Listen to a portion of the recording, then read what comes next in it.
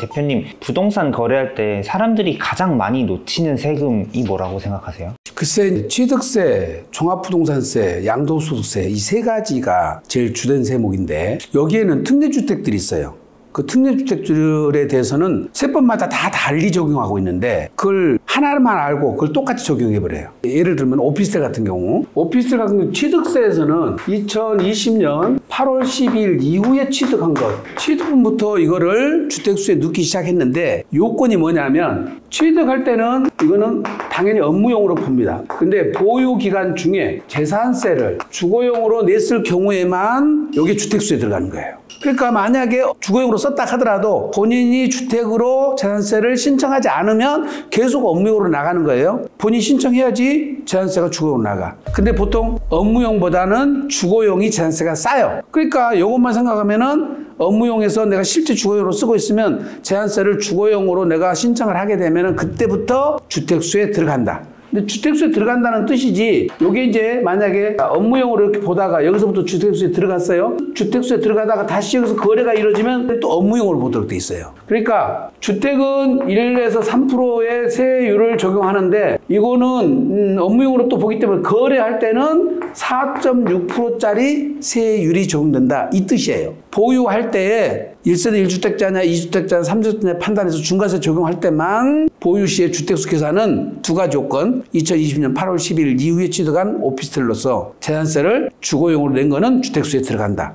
이것도 오피스텔에 들어가는 것을 주의하셔야 되는데 요거는 지금 취득세에서만 이렇게 하는 것이고 부가가치세는 어떻게 하냐. 취득할 때는 무조건 업무용이에요. 보유할 때는 사실상 용도에 따라서 판단해줘요. 그러니까 주거용으로 쓰면 면세로 봐서 부가가치세가 없고 업무용으로 쓴 것만 일반 사업자 등록을 해서 부가세를 내게 되는 거죠. 그러면 종합소득세는 또 어떻게 하냐? 종합소득세는 보유기간 중에 실질 용도대로 따져요. 사실상 용도대로. 양도소득세는 보유, 양도 시점에 사실상 용도 갖고 따집니다. 그러니까 이게 다 각각 다르게 돼 있는데 일반 사업자로 등록이 되어 있으면서 주거용으로 사용하고 있을 때 그러면 이거는 뭐가 될 거냐? 이 말이에요. 부가세법에서도 이거는 면세로 봐서 주거용으로 판단하는 거고요. 사업자 등록하고 상관없습니다. 그 다음에 양도소득세에서도 주택수에 들어가 버려요. 다른 집을 팔 때 비과세가 안 돼 버리는 거죠. 경우에 따라서는 거래를 하시면서 세입자한테 주민등록 전입을 하지 마라. 그리고 확정일자도 받지 마라. 그렇게 해서 특약을 맺어갖고 거래를 하신 분들이 있어요. 그런데 그거는 세무서에서 세무공무원이 현장 조사 나가서 봤더니 주거용으로 사용하더라. 그러면 또 주민등록 전입하고 확정일자 받고 안 받고 아무 상관없이 주택수에 포함됩니다. 1세대 1주택 비과세 규정에서 제일 많이 문제가 되는 것이 오피스텔입니다. 오피스텔을 갖고 계신 분들은 취득세, 종부세, 양도세 때 이 판정을 정확하게 전문가한테 도움받아서 판정을 꼭 내리시고요.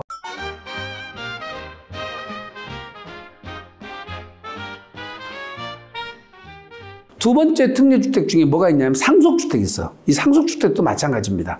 왜 문제가 있냐면 상속을 받을 때는 두 가지 방법이 있어요. 단독 상속 받는 경우가 있고 공동 상속 받는 거 있는데 양도소득세는 상속주택을 주택수에서 비과세 규정을 정할 때 주택수 빼주는 규정이 좀 복잡합니다. 어쨌든 복잡하지만 여기에 단독 상속은 양도소득세는 기한 제한은 없어요. 무슨 얘기냐면 비과세 규정을 적용할 때는 기한 제한이 없다 이 뜻은 상속을 받고 내가 기존에 갖고 있던 집을 양도할 때 상속받고 5년 안에 팔아라 10년 안에 팔아 그런 말이 없다는 뜻이에요. 비과세 규정은. 대신 중과세 규정에서는 5년 안에 팔아야 됩니다. 중과세는. 지금 중과세는 유예하고 있으니까 우선 중과세는 빼기로 하고 비과세 규정에서는 양도기한이 없다.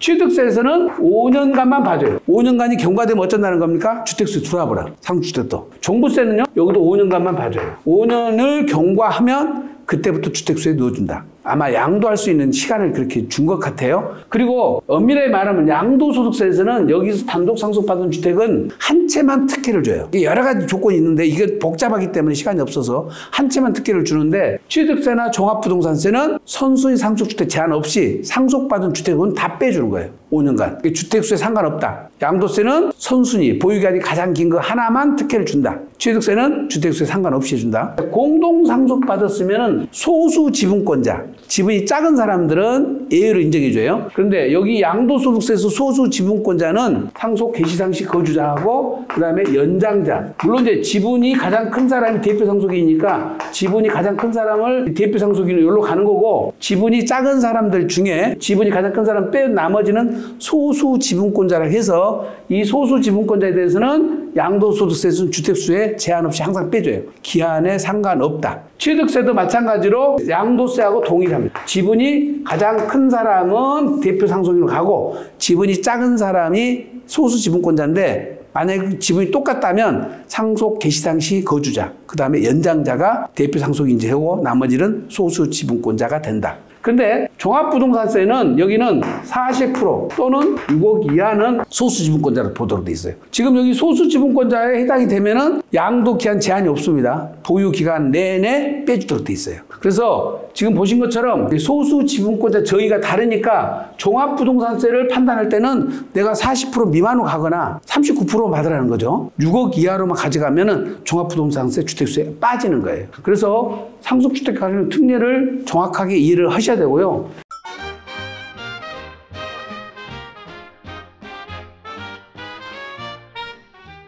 그 다음에 저가주택이라는 게 있어요. 저가주택. 이 저가주택 관련된 규정이 세법마다 또 다 달라요. 양도소득세 다르고 취득세 다르고 그리고 종부세 다릅니다. 종부세 다른데 적용 대상. 양도소득세에서는 다주택자 중과세만 쓰는 거예요. 다주택자 중과세. 여기도 마찬가지입니다. 중과세에서 쓰는 거예요. 무슨 얘기냐면 양도소득세에서 다주택자 중과세 규정은 지방의 3억 이하짜리. 3억 이하짜리는 주택수에서도 빼주고 중과세도 안 하는 거예요. 지방에 있는 거예요. 그 대신 수도권 안에서는 군 읍면 지역에 있는 것도 포함됩니다. 지방으로 봐주도록 돼 있어요. 그 다음에 취득세에서는 중과세에서 빼주는 이 저가주택이 1억 원 이하는 전국 다 적용돼요. 전국. 2억 원 이하는 수도권 밖. 그리고 무슨 얘기예요? 수도권 안에서는 1억 원 이하만 저가주택이고 수도권 안 주택수 들어온다는 뜻입니다. 그러니까 잘못 아시고 수도권에서도 2억 원짜리는 주택수에 안 들어간 걸로 알고 계시는데 그렇지 않다. 수도권에서는 1억까지만 봐주고 2억 이하짜리는 수도권 밖에 있을 때 거는 주택수에 빼준다. 근데 이 취득세 중과세 규정에 관련된 요 규정을 가지고 양도소득세 주택수에서 빼준다고 잘못 알고 계신 분 있어요? 양도소득세 비과세 규정을 적용할 때는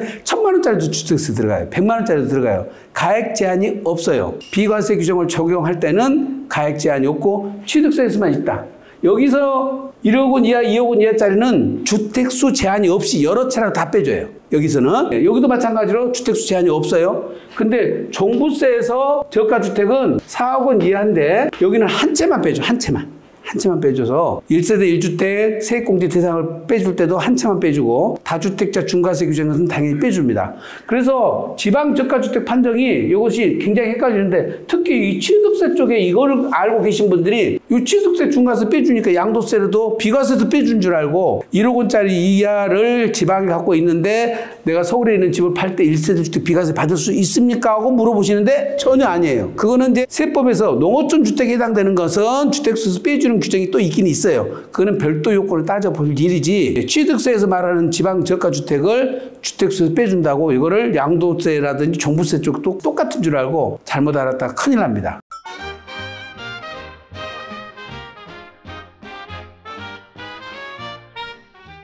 그래서 지금 말씀드린 특례 세 가지 오피스텔, 상속주택, 지방저가주택 이거는 일반인들이 이거 지금 오늘 설명 들었다가 아시는 게 아니잖아요. 또 헷갈리시니까 전문가한테 꼭 확인하셔서 내 상황에 맞게 내가 다른 주택을 취득하면은 취득세 중과 여부, 그 다음에 종부세 중과 여부, 양도세가 영향을 어떻게 미치는지를 꼭 기억을 하셔야 됩니다. 꼭 기억을 하시고 또 이제 여러분이 혼란이 오는 것이 분양권하고 조합원 입주권입니다. 이 양도소득세에서는 조합원 입주권, 분양권 1번, 이걸 2번이라고 치면 2번 조합원 입주권은 2006년도 1월 1일부터 주택수에 들어갔고요. 분양권은 2021년 1월 1일부터 주택수에 들어갔습니다. 그런데 취득세에서는 2020년 8월 12일부터 주택수에 들어갔고요. 종부세는 주택이 아니기 때문에 주택수에서 포함되지 않습니다. 그 다음에 문제는 조합원 입주권 자체를 분양권을 취득을 해서 중과세 적용할 때는 주택으로 보는데 조합원 입주권은 취득을 해서 준공이 떨어지면 이 당해 주택,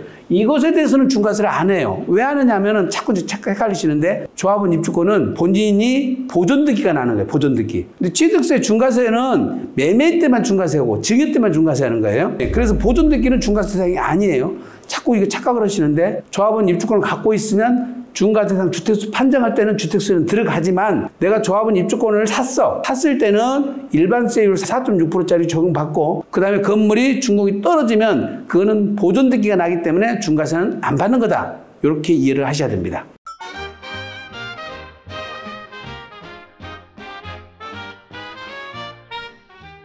취득세 중과세와 관련해서 매매와 증여와 상속에 대해서 조금 설명할 필요가 있습니다.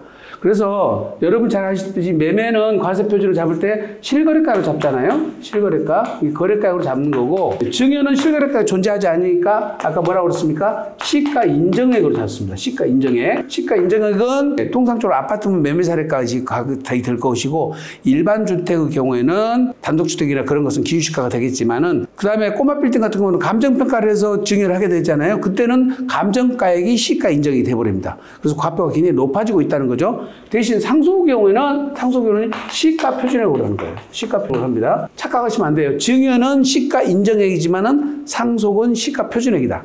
그 다음에 중과세 적용 대상은 매매의 경우는 2주택부터 일반 3주택, 이건 2주택부터 적용하는 거고 3주택하고 일반 지역에 4주택이 중과세가 되는데 2주택은 8%고 그 다음에 3주택은 12%가 되죠. 물론 다른 것까지 따지면 9%, 13.4%까지 될 수가 있습니다. 그런데 증여 경우는 주택 수가 문제가 아니라 조정 대상지역에 있는 것만 중과세예요. 일반 지역은 어떻다는 것에 중과세가 아닙니다.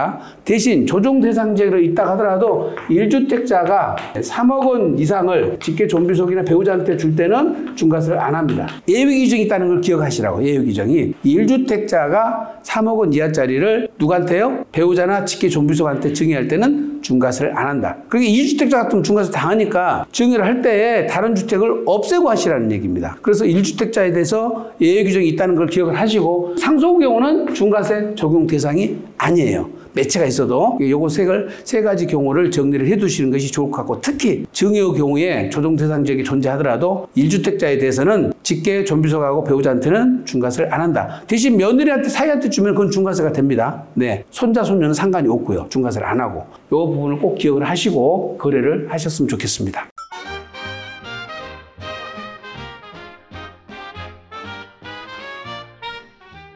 일주택자는 괜찮다라는 말이 있는데 그 말을 믿고 있다가 손해보는 경우가 많다고 하던데 사실인가요? 1세대 1주택자는 우리 세무사들도 제일 힘든 게 비과세 판정이에요. 이 비과세 판정이 단순한 게 아니고 세대 개념부터 주택수 판정부터 보유하고 거주요건 충족, 특례주택 요 네 가지를 완벽하게 이해를 하고 계셔야 되고 제일 중요한 것이 팩트체크가 정확히 돼야 돼요. 예를 들어서 결혼했는데 자녀를 낳고 이혼하고 어머니한테 합쳐버렸다고 친정으로 들어와서 그랬을 때 이 딸이 세대수에 들어가냐 안 들어가냐 이 문제부터 시작돼서 장인장모랑 같이 내가서 같이 살아. 그러면 장인장모랑 나랑은 한 세대냐 다른 세대냐. 자녀가 25살짜리가 지방에 내가 살고 있어.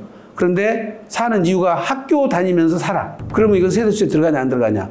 이런 요건들을 하나하나 다 따져봐야 되는데 그게 주민등록상만 갖고 따질 일이 아니란 말이죠. 그래서 이 세대수 판정부터가 굉장히 난해하고 또 성인의 부모가 살 때 아버지하고 어머니하고 따로따로 별것인 분도 있죠. 아버지하고 살고 있는 아들의 경우에 어머니 집을 팔 때 영향을 어떻게 볼 것이냐. 이런 여러 가지가 있어요. 또 시골에 있는 할아버지 가서 살고 있는 손자가 아버지 집이 있고 손자 집도 있고 할아버지 집도 있다면 그때 비과세 판정은 또 어떻게 할 것이냐. 이게 굉장히 난해한 일이란 말이죠. 그래서 세대 판정도 쉬운 일이 아닌데다가 제일 중요한 게 이 주택수 판정이 제일 어려워요. 물론 지금은 주택에 대한 정의가 들어와 있습니다. 이제는 출입구가 있고 취사시설이 있고 그 다음에 샤워시설이 있으면 주택의 정의에 들어와 있어요. 그러니까 임시적으로 사무실에다가 침대 놓고 부스타 가지고 밥해 먹는 거 이건 주택이 아니에요. 취사시설이 정식으로 있으면서 방도 있고 샤워시설도 있고 독립된 공간으로 사용되고 출입구가 따로 있어야 됩니다.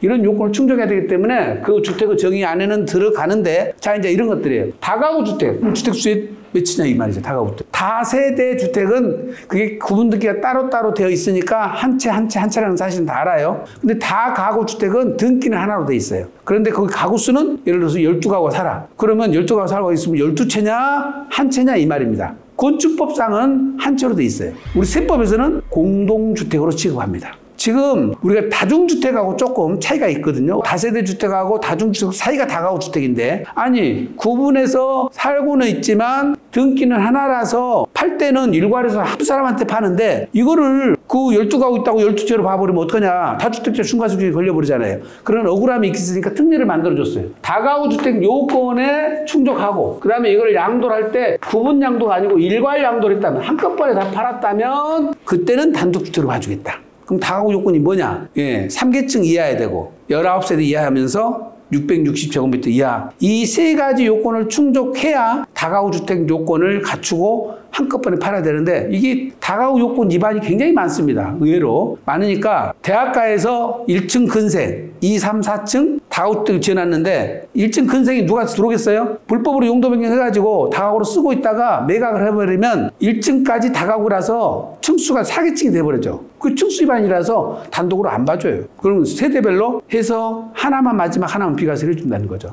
옥탑 같은 경우는 옥탑방으로 써버리면 이것도 층수에 들어가요. 또는 거기다 증축을 해가지고 불법 증축을 해서 건축 면적이 8분의 1 초과하는 옥탑은 그것도 층수에 또 들어가도록 되어 있습니다. 아주 까다롭습니다. 그래서 이런 것들은 꼭 세무사님들하고 상담을 받아보시고 일을 하셔야 되고, 펜션 같은 것도 마찬가지입니다. 펜션을 다가구 주택을 지어서 펜션을 하고 있는데 사람이 여기 안 살고 전체를 다 펜션으로 썼으면 주택수에서 빠져요. 근데 집주인이, 관리인이 그 안에서 방 하나에서 생활을 해버렸다. 한 가구에서. 그러면 그거는 또 주택수에 또 들어가 버린단 말이죠. 그리고 시골에 있는 지급 중에 빈집들이 많잖아요, 요즘에. 그럼 거기 폐가 상태인데 이게 주택수에 들어가냐 안 들어가냐, 이게 다 사실판단 사항이라서 애매해요. 그렇기 때문에 주택수 판정이 상당히 어렵다는 것을 꼭 기억을 하시고, 그 다음에 이것도 마찬가지입니다. 보유 거주 요건도 마찬가지예요. 보유 거주 요건 중에서 통상적으로 보유는 계산하는데 다 쉬운데, 거주 요건들이 있을 때에 상속의 경우에, 증여의 경우에 또 판단이 다르고, 그 다음에 이제 지금 조정 대상 지역에서 취득할 때 2년이면 지금 현재 양도하실 때 조정 대상 지역이 아니더라도 2년 거주 요건을 충족을 해야 됩니다. 그때 이제 이게 상생 임대 조건이 되면은 거주 요건을 충족한 걸 보는데, 상생 임대 판정하는 것이 쉽지가 않습니다. 이거는 꼭 세무사님들하고 상의해서 상생 임대 요건을 판단을 해 주시고, 법률적 세제 혜택이 너무 큰 거니까 상생 임대 주택이라는 것이 있다. 즉 내가 거주는 못했지만 그걸 임대를 줬다면, 직전 임대 1년 6개월 있고 그 이후 상생 임대가 2년 동안 했다면 그 사이에 5%만 올렸으면 주택 가액이나 면적이나 주택수에 상관없이 요걸 상속 임대로 봐서 2년간 거주해 줘도 된다. 이런 활용도가 있으니까 이런 특례 규정을 따라서 비과세 안 될 것이 또 비과세 되는 경우도 있습니다. 그래서 여러분들이 독자적으로 판정하지 말고 꼭 전문가한테 도움을 받으시고요. 특례주택 요건은 아까 상속주택 봐셨잖아요. 근데 상속주택 외에도 일시적 1세주택 또는 동거봉양 합가, 혼인합가, 그 다음에 농어촌주택, 이런 특례주택들에 대해서는 또 특례 규정들이 있는데, 요거는 굉장히 복잡하기 때문에 케이스 나오는 것마다 다 세무사님한테 상담 받으시고, 특히 이제 참고로 하나 알아줄 것은, 장기 임대주택 갖고 있을 때 장기 임대주택 요건이 세 가지가 있어요. 임대 개시 당시 기준시가가 6억 원 이하여야 되고, 그 다음에 구청하고 세무서에 사업자 등록이 돼 있어야 되고, 그리고 5% 이하만 임대료를 올렸어야 되는 이 조건이 있는데, 이 조건 판정이 굉장히 까다로워요. 그래서 여러분들이 판정하지 마시고 꼭 전문가인 세무사님한테 요건이 충족했는지를 꼼꼼하게 따져본 다음에 내가 거주주택 비과세 요건이 되는지를 확인해서 양도를 하셔야 됩니다. 그래서 1세대 주택 비과세 규정은 저희 세무사님들도 방문 상담을 꼭 하시면서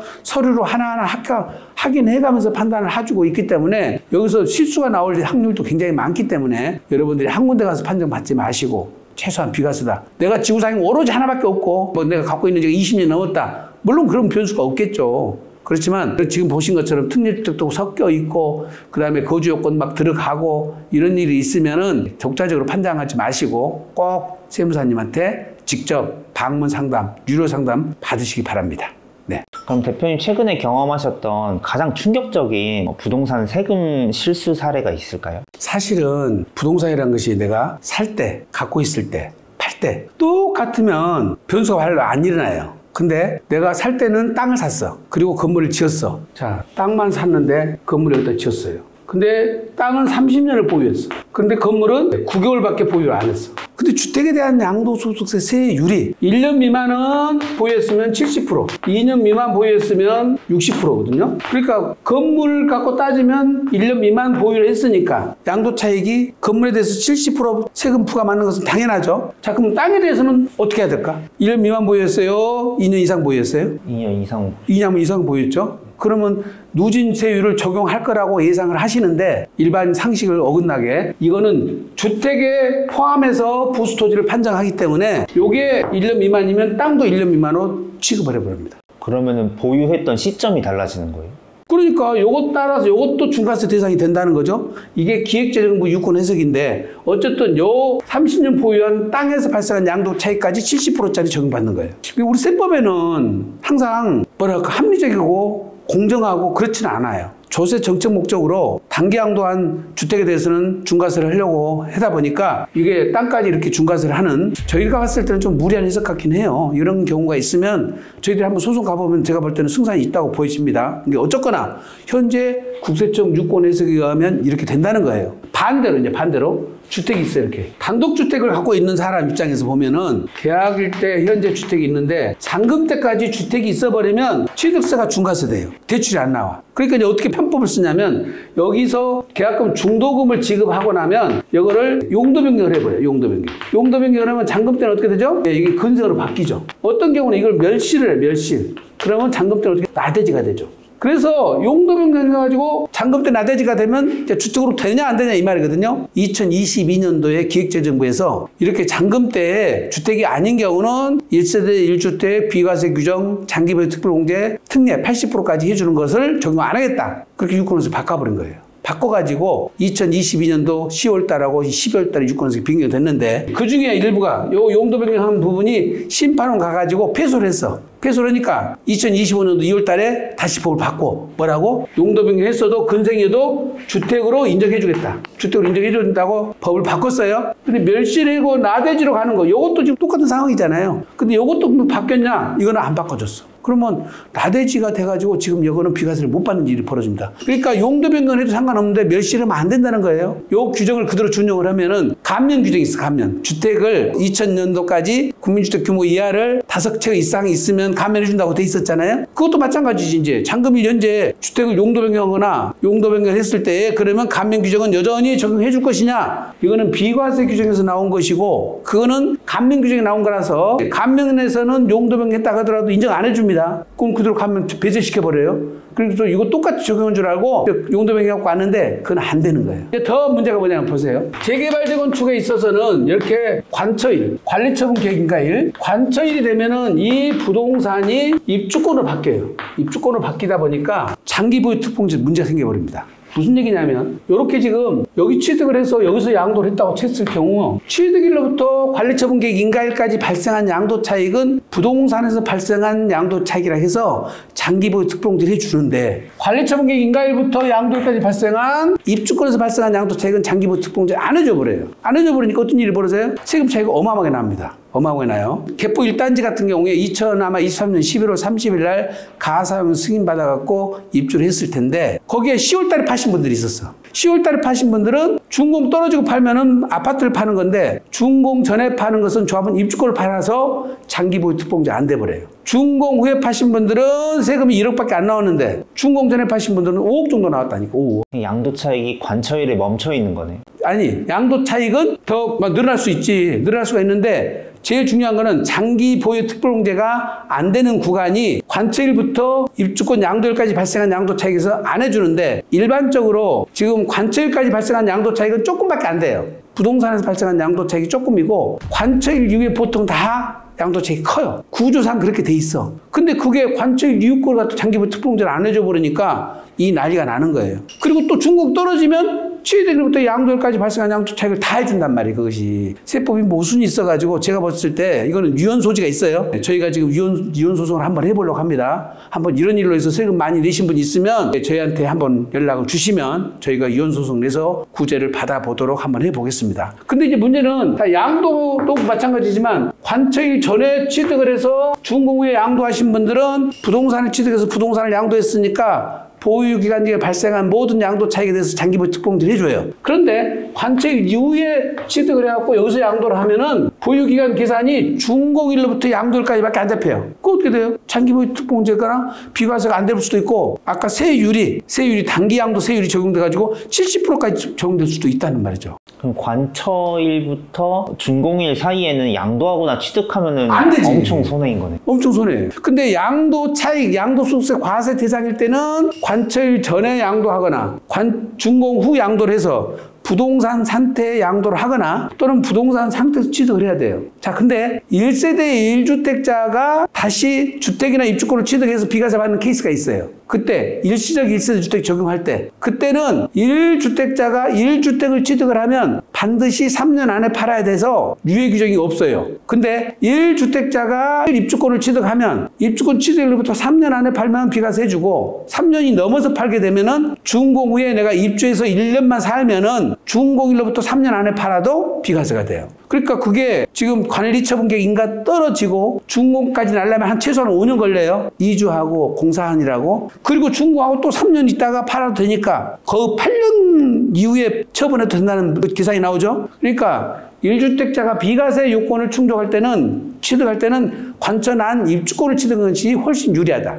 주택을 취득한 것보다. 예, 그래서 비과세가 적용되는 케이스하고 과세가 되는 케이스하고는 서로 상반되니까 이거를 전문가의 세무사님한테 꼭 확인해서 하시고 재개발 재건축은 워낙 복잡하고 세금 차이도 많이 나니까 재개발 재건축 전문가인 세무사님 꼭 찾아가셔야 됩니다. 그냥 일반 세무사님한테 가시면 안 돼요. 제 말 꼭 기억을 하셔야 됩니다. 특히 1+1을 갖고 계신 분들은 더 여러 가지 세제가 복잡하니까 이거는 다음에 또 다시 영상을 남겨놓겠습니다만은 1+1 갖고 계신 분들은 증여 시기 이런 것까지 다 이제 고려해서 판단해서 저희가 별도로 한번 영상을 찍도록 하겠습니다. 네. 마지막으로 이제 부동산을 취득하고 또 양도하고 또 이제 그 중간에 이제 보유하고 계신 분들이 이 어려운 것들을 좀 해결하기 위해서 전문가들을 많이 찾아가라고 하시는데 그중에 이제 좀 전문가를 고르는 팁이라거나 할까요? 마지막으로 그런 것 좀 말씀해 주실 수 있을까요? 뭐랄까 공인중개사 하신 분들이 거래하시는 세무사님들이 계세요. 그리고 공인중개사가 추천하신 분들이 아무래도 실력이 일단 1차 검증은 됐다고 봐야 되죠. 두 번째, 세무공무원들 중에 재산세과 근무하신 분들이 또 그 관내에 있는 세무사님들의 실력을 제일 잘 알고 있습니다. 그래서 이렇게 좀 내용들을 좀 아신 분들한테 추천을 받는 게 제일 좋고요. 안 그러면 여기에 책을 쓰거나 또는 유튜브 촬영을 하거나 블로그 운영을 잘 하시는 분들 중에 여러분들이 한번 내용을 보시면 어느 정도 조금 검증은 되거든요. 그렇게 하시고 어떻거나 이게 어느 정도 실력이 있나 이거는 측정하기가 참 어렵습니다. 특히 상속과 증여와 양도를 다 통틀어서 대비를 하시면서 볼 수 있는 세무사님이 또 많지가 않다 보니까 여러분들이 이제 추천받았다 하더라도 2군데든지 3군데 가셔서 좀 복잡한 것들은 상담을 받으실 경우가 있습니다. 사실은 어떤 경우는 이제 이런 것도 있어요. 겸용주택이면서 연세가 86세라서 많으셔가지고 상속이 걱정되면서 사전증여를 하려는데 이게 주택하고 상가하고 맞물려 있어서 그 다음에 또 이것을 상가는 부가가치세가 과세 대상이 되는데 매수자가 주택으로 사면 또 안 되는 상황이 있어요. 그럼 몇 가지를 같이 풀어내야 되잖아. 중간에 용도 변경해야죠. 그 다음에 요게 이제 양도를 함에 있어서 주택 부분은 아버지가 갖고 계셔야 되거든요. 부모님이. 그래야 비과세를 또 받는 거거든요.